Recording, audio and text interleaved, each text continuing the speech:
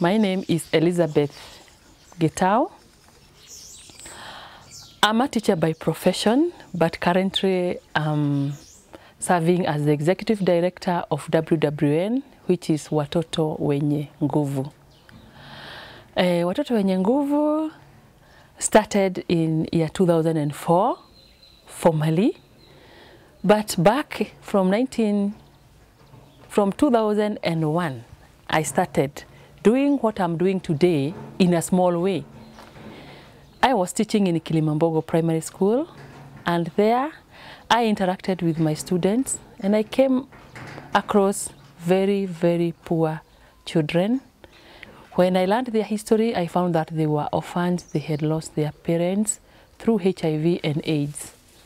I started assisting them in a small way, buying for them uniforms, paying for them school fees, giving them food. And then later, I welcomed one of them in my house because she was very vulnerable. I could not leave her in that area, the slum area she was living in. She had no clothing, she had no bed, so I decided to take her in. When I took her in my house, after 3 months, I was told that another 10-year-old girl was married off.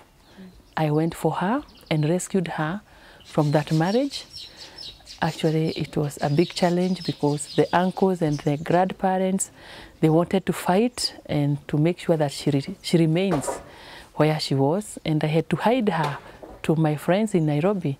And then when things cooled down, I brought her again to my house, and we started living, and she started going on with the school.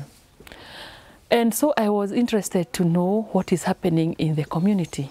I went there and I did like a small survey of the impact of HIV and AIDS in the community, how it has affected the community economically, and how it has affected the community socially and also health-wise.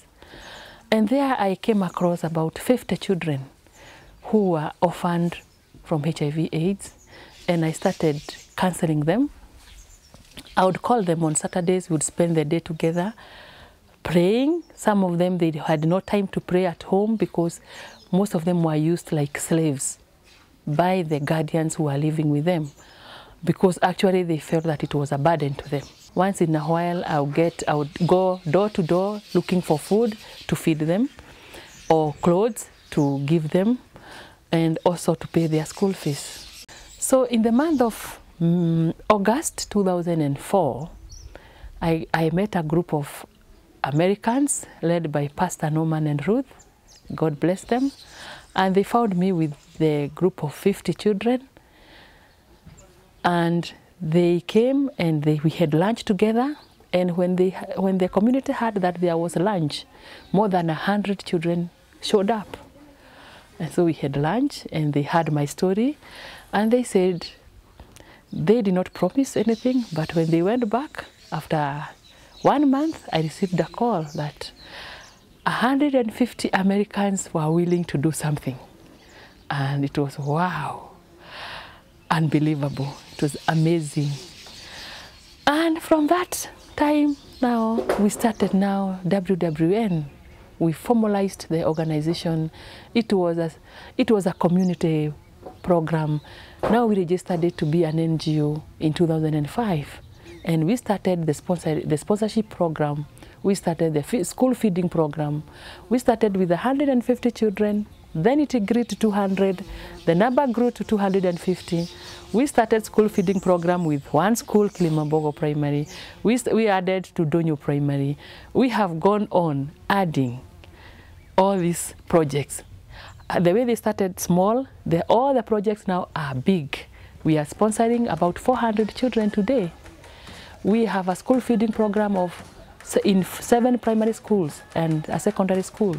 More than 5,000 children are fed every day from Watoto Wenye Nguvu. We have a health program where 400 children, their health bills are taken care of. We have the school uniforms, the provision of school uniforms. 400 and plus children get school uniform every year.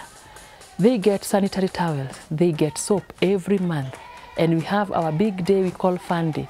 We used to have, in a small way, a Fun Day of 50 children. Now we have a Fun Day of 500 children because it's very popular.